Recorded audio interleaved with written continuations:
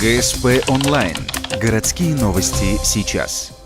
Вторник, 10:00, дом номер 5 по улице 40 лет Коми. 2 недели назад депутат городского совета Константин Пивоваров приходил сюда проведать ветерана войны.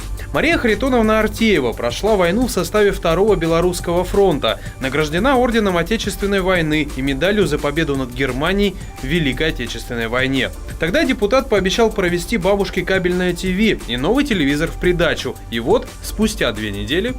Думали, да антенну подвели, а? Нет, все планомерно, все как обещали. До прихода в гости специалисты провели в квартиру ветерана кабель, а теперь новый телевизор позволяет полностью оценить красоту картинки.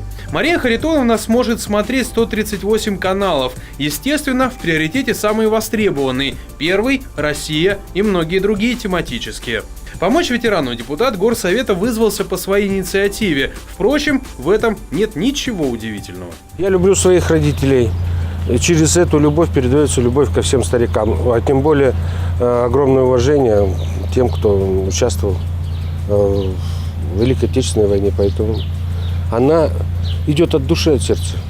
После установки оборудования депутата угостили чаем. Мария Харитоновна рассказала о своих военных годах. Как еще девочка, она с другими подростками бегала в лес за ягодами, потому что голодала. Или же, как однажды, мужчина пообещал ссадить ее с поезда, если не станет его женой. За чашкой чая беседа текла неспешно, а уже вскоре, 9 мая, бабушка 6 внуков и 3 правнуков будет смотреть парад на Красной площади во всей красе.